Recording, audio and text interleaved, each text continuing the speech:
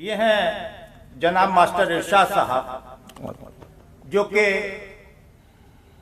हाजी मोहम्मद यूसुफ साहब के जमाने से बही खा रहे हैं।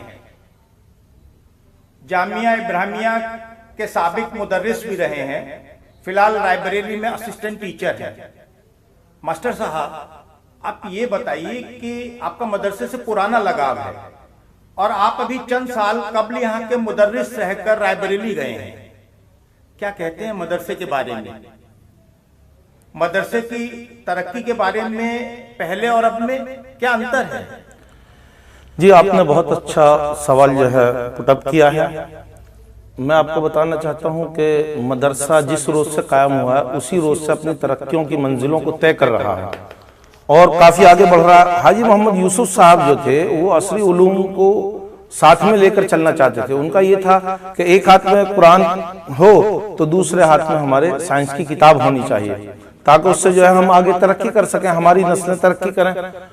तो रोज़े अव्वल से ही जिस दिन से मदरसा कायम हुआ इसने तरक्की की और रोज बरोज आगे बढ़ता रहा। लेकिन इस वक्त में जो यहाँ पर काम चल रहा है, जो इस मदरसे के असातिज़ा हैं यानी टीचर्स हैं और इसके जो मुंतजिमीन हैं, मैनेजमेंट कमेटी है, वो सब लोग जो है इतनी कड़ी मेहनत करके और इतना अच्छा काम कर रही हैं कि उन्होंने, आप ये अंदाजा लगाइए कि इस बार इस साल में 21 बच्चे हाफिज कुरान हुए हैं।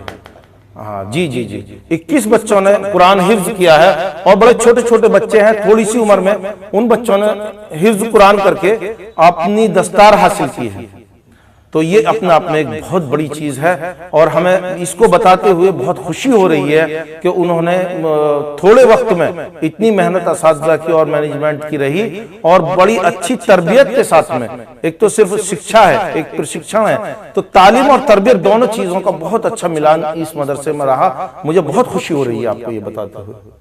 जी मास्टर साहब जी, जैसा कि आप शुरू से ही मदरसे के रुफ़का में से एक रहे हैं, तो आपसे दरखास्त है कि आप इसे इदारे का मुख्तसर मगर जामे तारुफ और तारीख पर रोशनी डालें।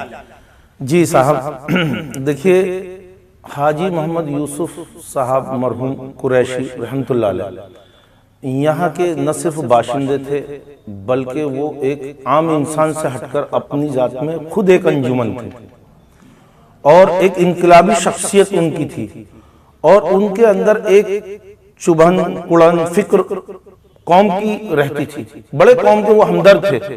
जब वो अपनी कौम पर नजर डालते थे तो उन्हें बड़ी परेशानी लाहक होती थी कि ये कौम हमारी किस गुमराही और जलालत और अंधकार की तरफ जा रही है।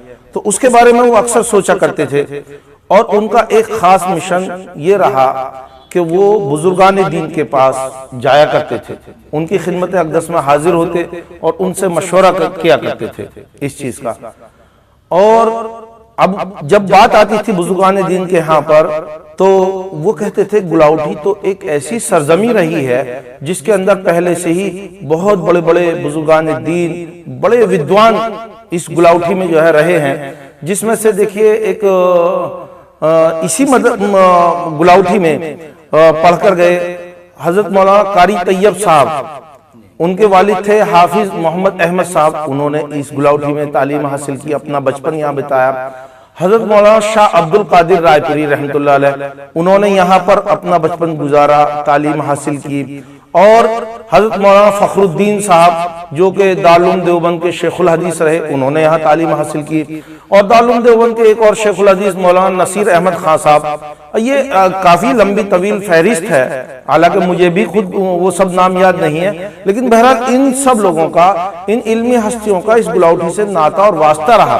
तो हाजी साहब को वो लोग बताते थे कि गुलाउठी तो ऐसी सरजमी रही है जहां इल्मी हस्तियां जो है जुड़ती रहीं, तो अब क्या जरूरत है। लेकिन उन्होंने जब अपना मिशन हाजी साहब ने उन बुजुर्गों के सामने रखा कि मैं ऐसा चाहता हूं कि यहाँ पर ऐसा हो कि कुरान हिफ्ज कर रहे हों बच्चे और अरबी अदब पढ़ रहे हों, और यहाँ पर हदीस नबी सल्लल्लाहु अलैहि वसल्लम जो है हासिल कर रहे हों, तफसीर सीख रहे हों, उसी के साथ में उनके हाथ में जो है साइंस की किताब हो, जहाँ अपना मजहबी झंडा हो वहीं अपना कौमी यानी मुल्क का झंडा जो है उसी को भी बुलंद कर रहे हों। हमारे बच्चे एक ही तरफ नहीं बल्कि दोनों तरफ अपने झंडों को बुलंद कर रहे हो, मुल्क का भी हो और मजहब का भी हो, क्योंकि हम मुल्क के बगैर भी अधूरे हैं। क्योंकि मुल्क हुब्बुल वतनी, जब तक हमारी रगों के अंदर खून की एक एक बूंद बाकी है, तब तक हम अपने मुल्क पर उसको न्योछावर नहीं कर देंगे, तब तक हम सच्चे देशभक्त और सच्चे देश प्रेमी नहीं हो सकते। इस देश प्रेम को लाने के लिए वो सब बातें उनकी जो है मिजाज में थी। तो एक वक्त के जो है बड़े बुजुर्ग हुए, हजरत मौलाना अबरारुल हक हरदोई रहमतुल्लाह अलैह, जिनका ताल्लुक हरदोई से था, और वो हजरत मौलाना अशरफ अली थानवी रहमतुल्लाह अलैह के मजाज व खलीफा थे। उनसे मशवरा किया तो उन्होंने यहाँ उनको मशवरा दिया कि आप एक छोटा इदारा यहाँ कायम कर लीजिए।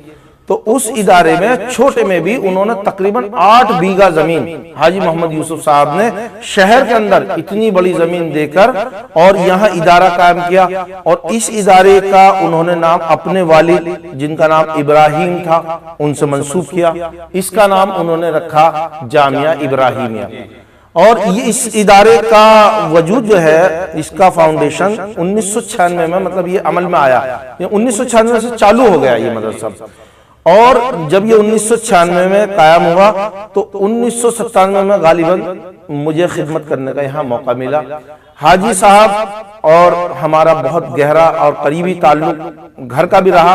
और ये भी एक बात रही कि हाजी साहब उम्र में मेरे बाप की जगह थे, मेरे वालिद की जगह थे, लेकिन उन्होंने और हमने एक साथ कुरान शरीफ पढ़ा तो बहुत सारी बातें शेयर किया करते थे हमसे। तो उनका जो मकसद था इस इदारे को कायम करने का, उस मकसद में काफी हद तक कामयाबी मिली और मदरसा आज भी अपनी तरक्की की राह को चल रहा है और सीढ़ियों को तय करते हुआ बहुत आगे बढ़ रहा है। मैं आप सबका, जिन लोगों ने मेरा इंटरव्यू सुना, और आपका भी मैं शुक्रगुजार हूं कि आपने